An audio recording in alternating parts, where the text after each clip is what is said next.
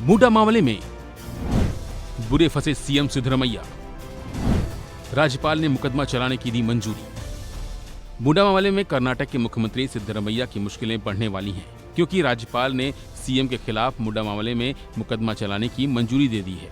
राज्यपाल थावरचंद गहलोत ने बीते दिनों मुडा यानी मैसूर शहरी विकास प्राधिकरण के कथित भूमि घोटाले में मुख्यमंत्री के खिलाफ मुकदमा दर्ज करने के लिए कैबिनेट की राय मांगी थी, जिसके बाद गुरुवार को मंत्रिपरिषद की बैठक हुई, जिसमें राज्यपाल को कारण बताओ नोटिस वापस लेने की सलाह दी गई।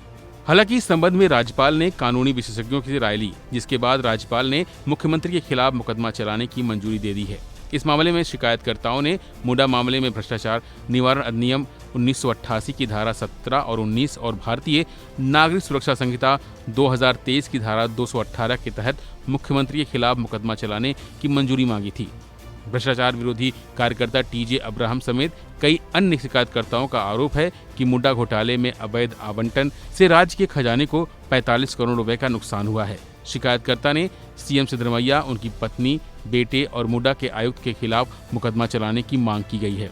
अब आइए आपको बताते हैं कि आखिर मुडा मामला क्या है। दरअसल मैसूर शहर विकास प्राधिकरण यानी मुडा कर्नाटक की राज्य स्तरीय विकास एजेंसी है।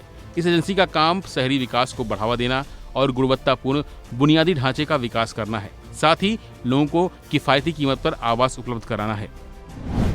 मुडा शहरी विकास के दौरान अपनी जमीन खोने वाले लोगों के लिए एक योजना लेकर आई थी। 50-50 नाम की इस योजना में जमीन खोने वाले लोग विकसित भूमि में 50% के हकदार होते थे। ये योजना 2009 में पहली बार लागू की गई, जिसमें 2020 में तत्कालीन बीजेपी सरकार में बंद कर दिया गया। आरोप है कि योजना के बंद होने के बाद भी मुडा ने 50-50 योजना के तहत जमीनों का अधिग्रहण और आवंटन जारी रखा और मुख्यमंत्री सिद्धरमैया की पत्नी पार्वती को इस के तहत लाभ पहुंचाया। जहां मुख्यमंत्री की पत्नी की 3 एकड़ और 16 गुंठा भूमि मुडा द्वारा अधिग्रहण की गई। इसके बदले एक महंगे इलाके में 14 साइटें आवंटित की गई। मैसूर के बाहरी इलाके केसारे में यह जमीन मुख्यमंत्री सिद्धरमैया की पत्नी को उनके भाई मल्लिकार्जुन स्वामी ने 2010 में उपहार स्वरूप दी थी।